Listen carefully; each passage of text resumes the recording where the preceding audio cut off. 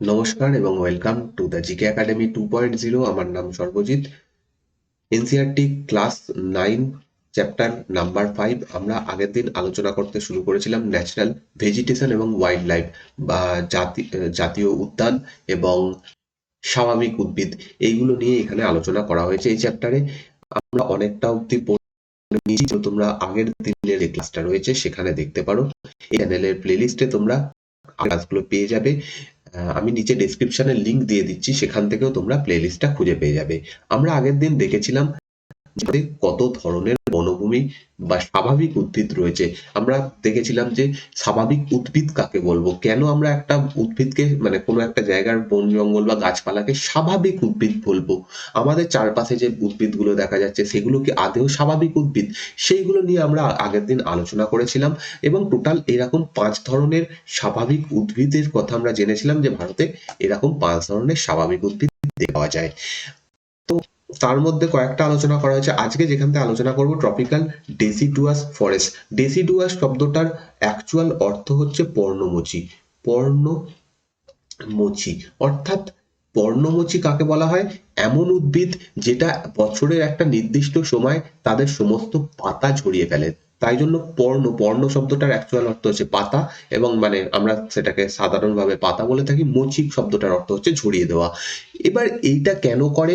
কারণ আমরা জানি যে প্রত্যেকটা লিভিং যে কোনো জিনিস, সেটা পশু হোক, পাখি হোক বা গাছপালা হোক, প্রত্যেকেরই বেঁচে থাকার জন্য দরকার জল, এবং গাছের যে জল প্রয়োজন সেটা সে শিকড়ের মাধ্যমে প্রতিনিয়ত তুলতে থাকে।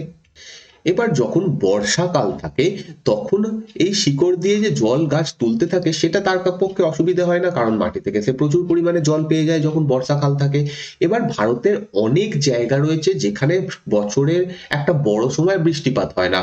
আমরা যদি আমরা পশ্চিমবঙ্গেরই উদাহরণ নিই, তাহলে দেখতে পাবো যে পশ্চিমবঙ্গে শীতকালে বৃষ্টিপাত হয় না।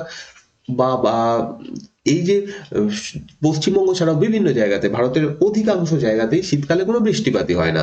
তো এই সময়টাতে গাছগুলো তখন শিকড়ের মাধ্যমে জল বেশি পায় না। অন্যদিকে গাছের যে পাতা রয়েছে সেটা প্রতিনিয়ত বাষ্পমোচন করতে থাকে। তোমরা এটা নিশ্চয়ই জীবন বিজ্ঞানে পড়েছো, বাষ্পমোচন করতে থাকে, সেটা কোনোভাবেই গাছ বন্ধ করতে পারবে না। এবার শীতকালে যখন গাছ বেশি মানে শিকড় যখন খুব বেশি জল পাচ্ছে না, অল্প জল সে টানছে, সেটা যদি বাষ্পমোচনের মাধ্যমে বেরিয়েই যায় তাহলে গাছের প্রবলেম হয়ে যাবে। তো সেই কারণে উদ্ভিদ কি করে, তারা পাতাগুলোকে ঝরিয়ে দেয় যাতে বাষ্পমোচন কমতে পারে। তো এই কারণে যে উদ্ভিদগুলো এইরকম কাজগুলো করে তাকে আমরা পর্ণমোচী বৃক্ষ বলবো। এবার দু ধরনের পর্ণমোচী হয়, একটা হচ্ছে আর্দ্র পর্ণমোচী, একটা শুষ্ক পর্ণমোচী। এখানে ট্রপিক্যাল ডেসিডুয়াস ফরেস্ট এই দুটোকে একসাথে নিয়ে আলোচনা করা হয়েছে। কি বলা হচ্ছে, these are most wide spread forest of India. এটা ইম্পর্টেন্ট, এই জায়গাটা তোমরা হাইলাইট করবে। কেন করবে? তার কারণ হচ্ছে পর্ণমোচী বৃক্ষ ভারতে সব থেকে বেশি পরিমাণে দেখতে পাওয়া যায়। They are also called monsoon forest and spread over the region receiving rainfall between 200 to 70 centimetre. তো এখানে বৃষ্টিপাত কত থাকে? 200 সেন্টিমিটার থেকে 70 সেন্টিমিটারের মধ্যে বৃষ্টিপাত হয়।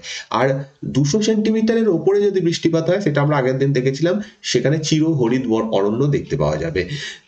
ট্রিজ অফ দিস ফরেস্ট, চিরহরিতের ক্ষেত্রে আমরা দেখেছিলাম একটা জিনিস, যে চিরহরিত কেন তাদেরকে চিরহরিত বলা হচ্ছে, সারা সব বছর সেটা সবুজ থাকছে পাতাগুলো, তার কারণ সেখানে প্রচুর পরিমাণে বৃষ্টি হচ্ছে, গাছগুলোর এরকম পাতা ঝরিয়ে দেওয়ার প্রয়োজন হচ্ছে না। সেই কারণে ওখানে উদ্ভিদের যে পাতাগুলো সবসময় সবুজ থাকে। এখানে পর্ণমোচী কি জন্য হচ্ছে, জলের পরিমাণ কমে যায় একটা টাইমে, সেই জন্য। Trees of this forest type and their leaves for about 6 to 8 week in the dry summer.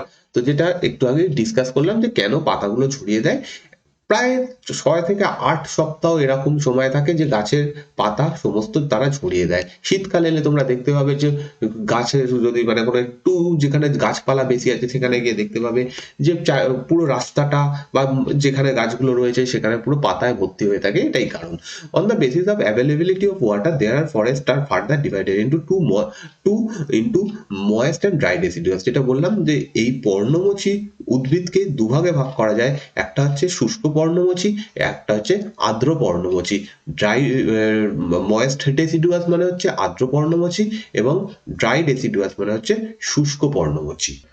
The former is found in the areas received rainfall between 200 to 100 centimetre. এবার যেখানে এইরকম আমরা দেখলাম কি টোটাল 70 থেকে 200 সেন্টিমিটার বৃষ্টিপাত যুক্ত অঞ্চলের মধ্যে পর্ণমোচী বৃক্ষ দেখা যায়। এর মধ্যে যেখানে একটু বেশি বৃষ্টিপাত হয় সেখানে ময়েস্ট ডেসিডুয়াস অর্থাৎ আর্দ্র পর্ণমোচী দেখা যায়, যেখানে তার থেকেও কম বৃষ্টিপাত হয় সেখানে শুষ্ক পর্ণমোচী উদ্ভিদ দেখা যায়। দিস ফরেস্ট এক্সিস্ট, এখানে সেটাই বলা হচ্ছে যেখানে 200 থেকে 100 সেন্টিমিটারের মতো বৃষ্টিপাত হয় সেখানে আর্দ্র পর্ণমোচী উদ্ভিদ জন্মায়। Therefore, mostly in the eastern part of country, northeastern state along with the foothills of Himalayas, Jharkhand, Odisha and Chhattisgarh, and on the eastern slope of Western Ghats, এই সমস্ত জায়গাতে আমরা কি দেখতে পাবো, আর্দ্র পর্ণমোচী উদ্ভিদ দেখা যাবে। ইভেন পশ্চিমবঙ্গেরও অনেকটা জায়গাতেই আর্দ্র পর্ণমোচী উদ্ভিদ দেখা যায়। Teak is the most dominant species of the forest. এই উদ্ভিদের, এই বনভূমির সব থেকে ইম্পর্টেন্ট যে উদ্ভিদটা সেটা হচ্ছে টেক। টেককে বাংলাতে বলা হয় হচ্ছে শাল গাছ। শাল গাছ এখানে খুব বেশি পরিমাণে দেখা যায়। বাম্বু এছাড়া অন্যান্য কি বাঁশ, টেক মানে হচ্ছে সেগুন, টেককে বাংলাতে সেগুন বলা হয়, ঠিক আছে, সেগুন।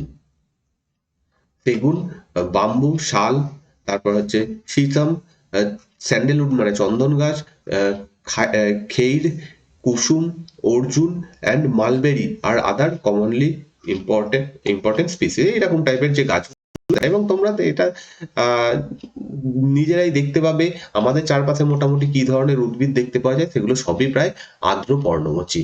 The dry deciduous forests are found in the area having rainfall between 100 centimetre to 70 centimetre. 100 সেন্টিমিটারের কম বৃষ্টিপাত হলে সেখানে শুষ্ক পর্ণমোচী হবে, তাহলে 100 থেকে 70 সেন্টিমিটার সেখানে বৃষ্টিপাত হতে হবে। These forests are found in the rainer part of the peninsular plateau and the planes of Bihar and Uttar Pradesh. কোথায় কোথায় পাওয়া যাচ্ছে? পেনিনসুলার প্ল্যাটু মানে হচ্ছে উপদ্বীপ অঞ্চলের যে মালভূমি অঞ্চল রয়েছে সেখানে, যেখানে বৃষ্টিপাতের পরিমাণ কম। বিহার, উত্তরপ্রদেশ যেখানে বৃষ্টিপাত যে জায়গাতে কম থাকে সেই সমস্ত জায়গা থেকে এইগুলো দেখা যায়। This are open stretches in which teak, sal, peepal and নিম এইরকম টাইপের গাছগুলো দেখতে পাওয়া যায়। নিম গাছ, পিপুল গাছ, শাল গাছ এইরকম। A large part of this region has been cleared for cultivation and some parts of use for grazing. অর্থাৎ এই যে জায়গাগুলোর কথা বলা হচ্ছে ইউপি, বিহার, এখানে যেহেতু প্রচুর নদী রয়েছে, এখানে উর্বর মৃত্তিকা রয়েছে, সেই জন্য এখানে প্রচুর কৃষি কাজ হয়। সেই কারণে এই যে বনভূমিটা সেটা অনেকটাই পরিষ্কার করে দেওয়া হয়েছে, মানে গাছপালা কেটে দেওয়া হয়েছে, সেখানে কৃষিভূমি বানানো হয়েছে। তো এটা একটা ব্যাপার। আর গেজিং শব্দটার অর্থ হচ্ছে পশুপালন, মানে পশু চড়ানো। এই সমস্ত কাজের জন্য এই উদ্ভিদটা কি হচ্ছে, এই ধরনের বনভূমিকে কেটে অনেক পরিষ্কার করে দেওয়া হয়েছে, ফাঁকা কৃষি জমি বানানো হয়েছে। In this forest the common animals found are lion, tiger, pig, deer, elephant এইরকম টাইপের বিভিন্ন পশু পাখি, পশু এই ধরনের বনভূমিতে দেখা যায়। এই huge variety of birds, Lizaad মানে হচ্ছে সরীসৃপ, স্নেক, সাপ, টর্টয়েস অর্থাৎ কচ্ছপ, এই সমস্ত এখানে পাওয়া যায়। দ্য থ্রোন ফরেস্ট, নেক্সট যে ভাগ সেটা হচ্ছে থ্রোন ফরেস্ট অর্থাৎ কাঁটাযুক্ত বনভূমি। অ্যান্ড স্কার্ফ মানে হচ্ছে গুল্ম জাতীয় উদ্ভিদ। এবার কাঁটাযুক্ত উদ্ভিদ, গুল্ম জাতীয় উদ্ভিদ কোথায় দেখতে পাওয়া যাবে? যেখানে বৃষ্টিপাতের পরিমাণ খুব কম। কেন গাছগুলো কাঁটাতে পরিণত করছে? এই কাঁটাগুলো আর কিছুই নয়, আমরা অন্যান্য জায়গায় বনভূমিতে যে পাতা দেখতে পাই, কোনো জায়গায় উদ্ভিদ এই পাতাগুলোকেই কাঁটাতে রূপান্তরিত করে দেয়। এবার এটা করার কারণ কি? কারণ একটু আগেই দেখলাম যে পাতা দিয়ে কি হয়, বাষ্পমোচন হয়। আর যদি সেটা কাঁটায় পরিণত করে দেওয়া হয় তাহলে বাষ্পমোচন হয় না। তো যেখানে জলের পরিমাণ খুবই কম, বৃষ্টিপাত খুব কম হয়, সেখানে গাছগুলো কি করছে, সারা বছর তো আর পাতা ঝরিয়ে রাখতে পারবে না, তাকে তো খাদ্য তৈরি করতে হবে। তো সেই জায়গাতে কি করছে, পাতার বদলে তারা কাঁটাতে চলে যাচ্ছে, এবং কাঁটাগুলো দেখবে সবুজ কালার রেডি হয়, অর্থাৎ এতেও ক্লোরোফিল থাকে, এটার মাধ্যমেও খাদ্য তৈরি হয়। তো এই জন্য কাঁটার যে কনসেপ্টটা, মানে এইরকম ভাবে কাঁটাতে পরিণত হয় উদ্ভিদগুলো। এবার স্বাভাবিক সেখানে বৃষ্টিপাতের পরিমাণ কম হবে, 70 সেন্টিমিটারের কম বৃষ্টিপাত হয়। কোথায় কোথায় পাওয়া যায়? North western part of the country, ভারতের উত্তর পশ্চিম অঞ্চলে এই ধরনের উদ্ভিদ দেখা যায়। স্বাভাবিক জানো, এইদিকেই কি রয়েছে, রাজস্থানের মরুভূমি রয়েছে, গুজরাটের কচ্ছ অঞ্চল রয়েছে, এগুলো কি পুরোপুরি সেমি এরিড এরিয়া, অর্থাৎ প্রায় শুষ্ক, অর্ধ শুষ্ক এরিয়া। গুজরাট, রাজস্থান, মধ্যপ্রদেশ, ছত্তিশগড়, উত্তরপ্রদেশের বেশ কিছু অংশ। উত্তরপ্রদেশ মানেই কিন্তু পুরো প্রচুর যে জল পাওয়া যাবে সেরকম নয়, অনেক অঞ্চল রয়েছে সেখানে একদমই মানে খুব বাজে, মানে জল খুব কম, সেই রকম জায়গা। হরিয়ানা, এই সমস্ত জায়গাতে পাওয়া যায়। বিভিন্ন ধরনের যে উদ্ভিদ, ক্যাকটাই হচ্ছে ক্যাকটাসের কি বলা হয়, এক বচনকে ক্যাকটাই বলা হয়। ক্যাকটাই মানে যে ক্যাকটাস জাতীয় উদ্ভিদ সেইগুলো। ইউ ইউ ইউফরবিয়াস, ইউফরবিয়াস, পাম মানে হচ্ছে তাল, ঠিক আছে, তাল গাছ, ঠিক আছে, পাম মানে তাল, হ্যাঁ। অ্যাসাফিয়াস, এই টাইপের উদ্ভিদগুলো এখানে দেখতে পাওয়া যায়। তোমরা বুঝতে পারছো যে কাঁটা জাতীয় যে উদ্ভিদগুলো, এই যে এরকম ছবি দেখা যাচ্ছে, এইরকম টাইপের যে উদ্ভিদগুলো সেগুলো। Okay, trees are scattered and have long roots. এবার কেন এই গাছগুলোর কি হয়, যে শিকড় গুলো হয় সেটা খুব লম্বা হয়, তার কারণ কি, মাটির খুব কাছে জল থাকে না, এটা যদি গাছটা হয়, মাটির কাছে জল পাবে না, তাকে অনেক দূর অব্দি শিকড়টাকে নিয়ে যেতে হবে জল পাওয়ার জন্য, তো সেই জন্য রুটটা অনেক লম্বা হয়। The stems are succulent to conserve water, যেটা বললাম কেন কাঁটাতে পরিণত হয়। আবার এই উদ্ভিদগুলোতে আরেকটা জিনিস দেখা যাবে, যে এদের যে কাঁটাগুলো রয়েছে বা কাণ্ডটা রয়েছে, তার উপরে একটা মোম জাতীয় প্রলেপ থাকে, মানে মোম জাতীয় পদার্থর মতো থাকে। এরও কারণ সেম, বাষ্পমোচন যাতে না হয়, ঠিক আছে। এখানে কমন যে অ্যানিমেল পাওয়া যায়, rat, mice, rabbit, fox, wolf, tiger, lion, wild ass, horse, camel, এই সমস্ত প্রাণী এখানে দেখতে পাওয়া যায়।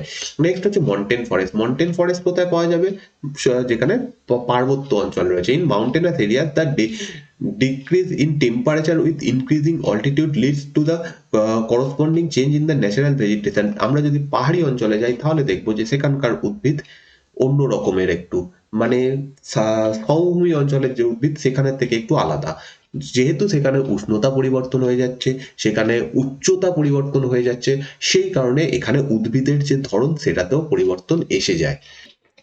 As such, there is a succession of natural vegetation belts in the same order as we see from the tropical to tundra region। এবার আমরা যত হাইটে উঠবো, উদ্ভিদেরও পরিবর্তন সেরকম ভাবে আমরা দেখতে পাবো। যেমন between height of 1000 to 2000 metre, যদি আমরা 1000 থেকে 2000 মিটারের মধ্যে যাই, the wet temperate type of forest are found. এইগুলো ইম্পর্টেন্ট।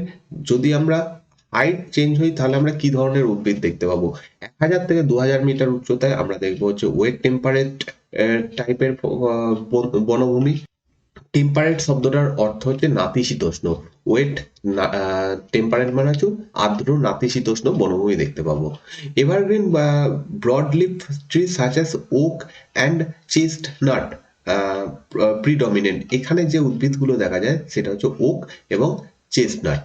বিটুইন 1500 অ্যান্ড 3000 মিটার, যদি এবার একটু হাইট আরো বাড়িয়ে দিই, 1500 থেকে 3000 metre, temperate forest containing coniferous trees like pine, deodar, silver fir, spruce and cedar, এই ধরনের উদ্ভিদগুলো পাবো।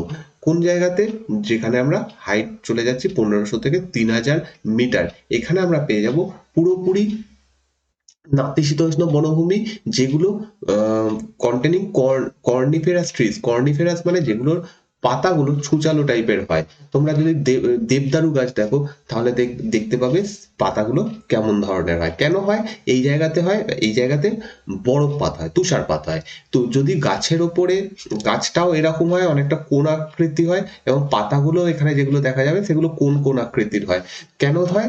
যদি এখানে বরফ পড়ে তাহলে এই গাছের ওপরে বরফ জমে গেলে তাহলে প্রবলেম হয়ে যাবে গাছের। তো সেইটা যাতে না হয়, বরফগুলো যাতে ঝরে পড়তে পারে, সেই জন্য এখানের গাছগুলো এবং পাতা এরকম টাইপের হয়। This forest cover mostly the southern slope of the Himalaya. হিমালয়ের যে দক্ষিণ ঢাল সেখানে পাওয়া যায়। Place having high altitude in southern and north east India, এই সমস্ত জায়গায় মানে মেনলি হিমালয়ের যে আমাদের দিকের যে অংশটা সেই জায়গাতে আমরা পাবো। Higher elevation temperate grassland and are common. যদি আমরা আরো উপরে যাই তাহলে দেখবো সেখানে উদ্ভিদের থেকে গ্রাসল্যান্ড, তৃণভূমি বেশি দেখা যায়। টেম্পারেট গ্রাসল্যান্ড অর্থাৎ নাতিশীতোষ্ণ তৃণভূমি এখানে দেখা যায়। At high altitude generally more than 3,600 meter above the sea level, temperate forest or grassland give way of the alpine vegetation। অর্থাৎ আমরা যদি 3,600 মিটারের উপরে উঠে যাই তাহলে সেখানে পাবো অ্যালপাইন, আলপীয় ধরনের বনভূমি। সেখানে কি কি উদ্ভিদ দেখা যায়? Silver fir, juniper, pine, birch, এইরকম টাইপের উদ্ভিদ আমরা সেখানে দেখতে পাবো। However they get progressively stunned as they approach the snow line। এবার এটা মেনলি স্নো লাইন বলতে বরফ কতটা পড়ছে, একটা লাইনের পর গেলে, একটা লাইনের পর গেলে দেখবে সেখানে সারা বছর বরফ থাকবে। তো সেইটাকে স্নো লাইন বলা হয়। কোন উচ্চতায় গেলে সেটা সেটা ডিপেন্ড করছে বিভিন্ন জলবায়ুর উপরে। একটা নির্দিষ্ট উচ্চতার পরে পুরো সারা বছর বরফ থাকে, সেই জায়গাতে আলপীয় ধরনের বনভূমি আমরা দেখতে পাবো। Ultimately through shrubs and scrub they merge into the alpine grassland. ঠিক আছে, these are used excessively for grazing nomadic tribes like the Gujjars and the Bakrwals। এই ধরনের যে ট্রাইব যারা রয়েছে, ট্রাইব সম্পর্কে আমরা পরে জানবো। গুজ্জর, বাকরওয়াল এরা মূলত পশু পালনের উপর জীবন ধারণ করে। এরা প্রধানত জম্মু কাশ্মীর রাজ্যে দেখতে পাওয়া যায় এদের। তো এরা পশু পালনের জন্য এই যে তৃণভূমিগুলো সেগুলোকে ইউজ করে, তাদের মূল জীবিকাই হচ্ছে পশুপালন। At higher altitude mosses and lichens from part of tundra vegetation. উচ্চ যেখানে উচ্চতা অনেকটাই বেশি সেখানে এরকম লাইকেন, মস এই ধরনের জিনিসগুলো দেখতে পাওয়া যায়। The common animal found this forest are Kashmiri stag, spotted deer, wild sheep, jack rabbit, Tibetan antelope, yak, snow leopard.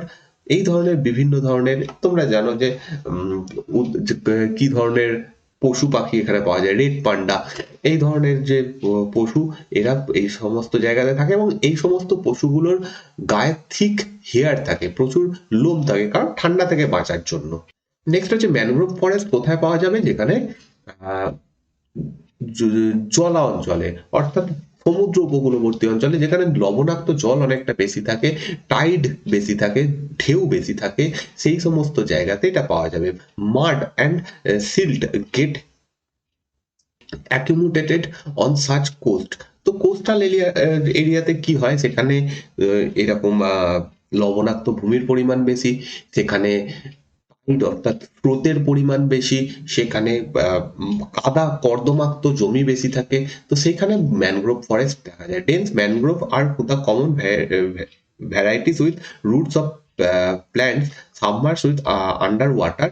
এখানে কি দেখা যায় যে গাছগুলো যেটা রয়েছে তাদের যে রুটটা কিছুটা নিচের দিকে গিয়ে আবার উপরের দিকে উঠে যায়, যেটাকে শ্বাসমূল বলা হয়। কারণ এই অঞ্চলের যে মাটি সেটা লবণাক্ত হয়, কাদাযুক্ত বেশি হয়, তার ফলে মাটিতে অক্সিজেনের পরিমাণ কম থাকে এবং গাছেরও অক্সিজেন লাগে। গাছ অক্সিজেন মূলের মাধ্যমে নেয়। তো সেই জন্য মূলটা উপরের দিকে উঠে আসে যাতে তারা অক্সিজেন পেতে পারে।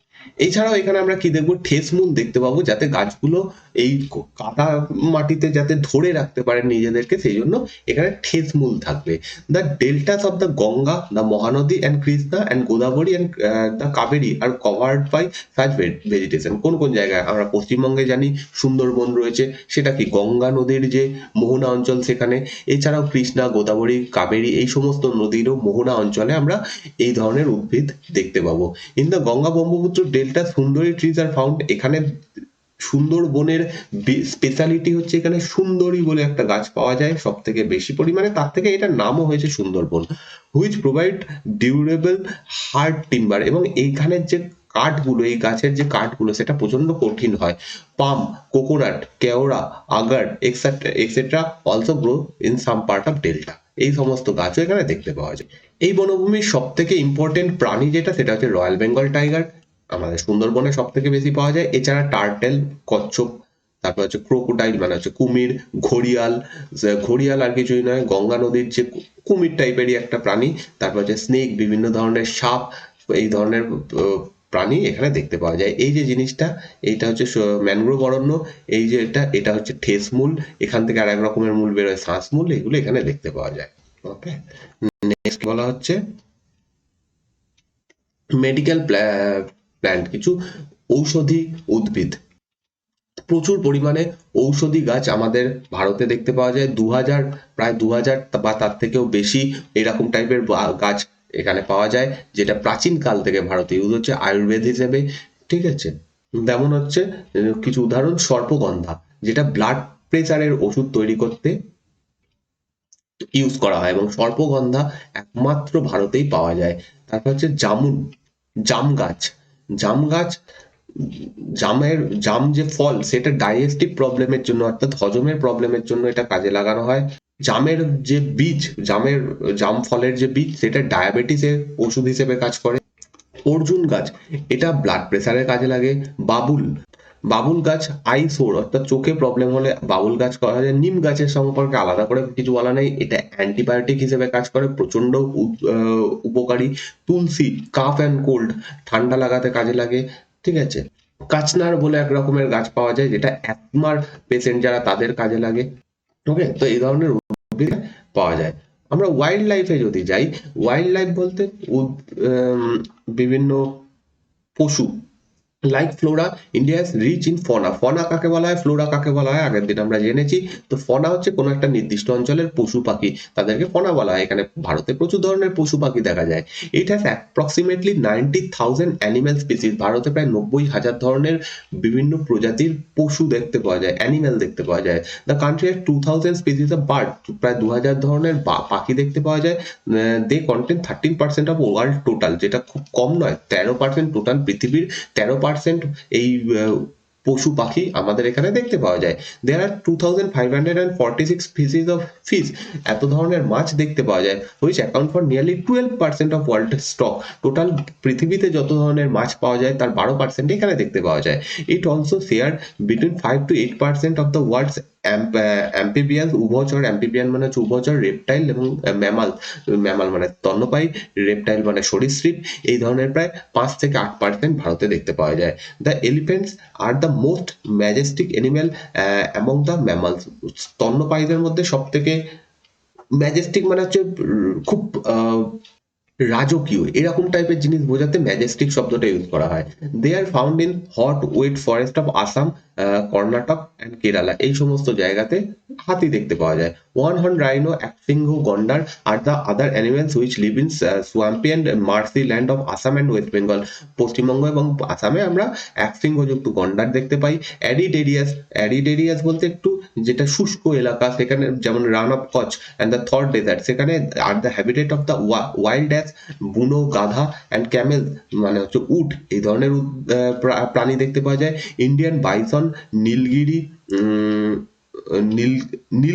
নীলগাই, অর্থাৎ ব্লু বুল বলা হয় নীল গাইকে, ইংরেজিতে ব্লু বুল বলা হয়। চৌসিঙ্গা অর্থাৎ ফোর হর্ন অ্যান্টিলোপ। অ্যান্টিলোপ এক ধরনের প্রাণী যারা পিঁপড়ে খায়, এরকম টাইপের ছোট কীট পতঙ্গ খেয়ে বেঁচে থাকে। Gazelle and different species of deer are some other animal found in India, এগুলো ভারতে পাওয়া যায়। It also had several species of monkeys, প্রচুর পরিমাণে বাঁদর এখানে দেখতে পাওয়া যায়।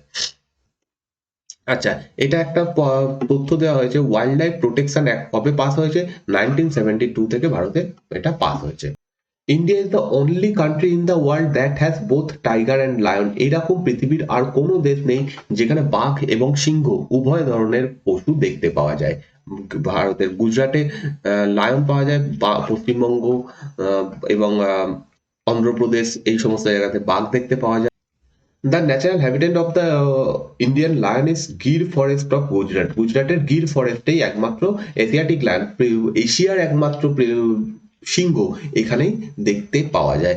Tigers R found in Madhya Pradesh, মধ্যপ্রদেশে সুন্দরবন, ওয়েস্ট বেঙ্গলে হিমালয়ান রিজিয়নে লোপার্ড বাঘ দেখতে পাওয়া যায়। লোপার্ড অর্থাৎ চিতা বাঘ দেখা যায় কোথায়?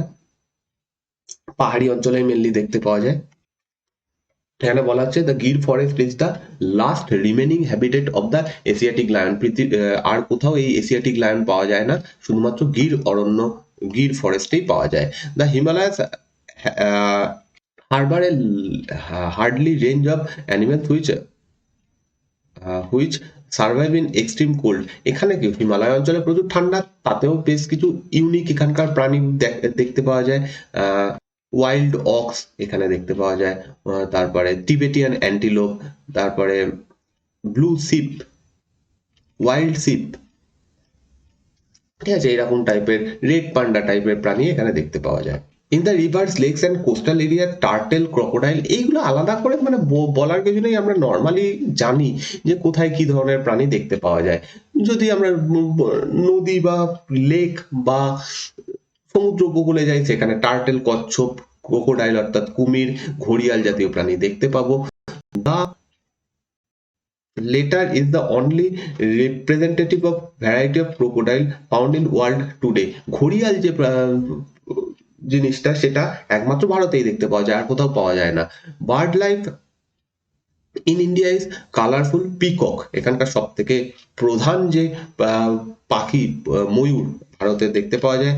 তারপর হচ্ছে ডাক, বিভিন্ন ধরনের হাঁস, ক্রেন, এই ধরনের, ক্রেন মানে হচ্ছে সারস, এই টাইপের জিনিস, পিজিয়ন অর্থাৎ পায়রা, এই ধরনের পশু, সরি পাখি এখানে আমরা দেখতে পাবো। তো এখানে আর সেরকম কিছু বলা নেই, এইটা ইম্পর্টেন্ট। এখান থেকে বলা হচ্ছে to protect the flora and fauna of the country the government has taken many steps.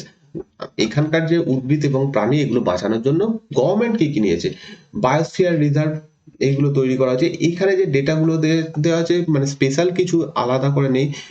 প্রচুর বায়োস্ফিয়ার রিজার্ভ, এগুলো কোথায় অবস্থিত অ্যাকচুয়ালি জানা দরকার। Nanda Devi, Sundarban, gulf of Mannar, Nilgiri, Nokrek, great Nicobar, Manas, Similipal, Pachmarhi, এইরকম টাইপের যেগুলো আছে আলাদা করে আমাদের জানতে হবে। এখানে সেইভাবে বলা নেই, পরে আমরা জানবো। মাইগ্রেটরি বার্ড কাদের বলা হয়? কিছু পাখি রয়েছে যারা শীতকালে ভারতে চলে আসে, কারণ ভারতের যে অঞ্চল, ভারতের যে জলবায়ু সেটা একটু গরম, তো সাইবেরিয়া, তারপরে ইউরোপের বিভিন্ন জায়গা থেকে যেখানে খুব বেশি ঠান্ডা পড়ে, সেইখান থেকে আমাদের এখানে মাইগ্রেটরি বার্ডস চলে আসে।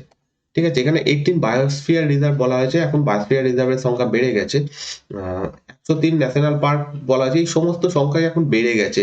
এগুলো এখানে থেকে দেখে, ডেটাগুলো দেখে লাভ নেই, কারণ এটার প্রতিনিয়ত আপডেট হয়।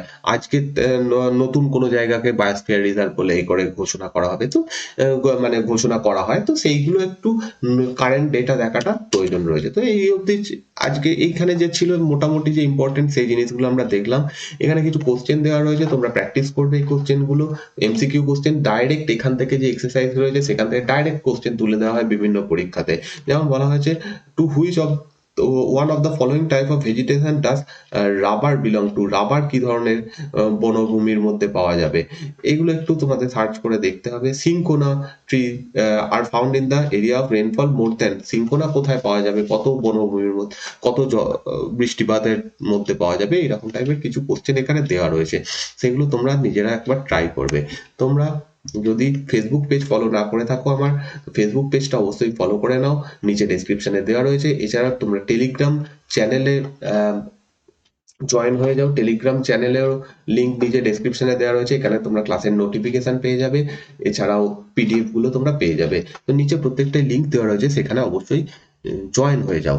আর বাকি ভিডিও তোমরা যারা এই চ্যানেলে নতুন, প্লিজ একটু সাবস্ক্রাইব করে নাও এবং বাকি ভিডিওগুলো দেখো। ওয়ার্ল্ড হিস্ট্রির ওপর আমি ভিডিও তৈরি করছি, তোমরা সেগুলো দেখো, আশা করছি তোমাদের হেল্প হবে। দেখা হচ্ছে নেক্সট দিনের ক্লাসে। আজকে ক্লাসে এই অবধি থাকছে। Thank you for watching this video.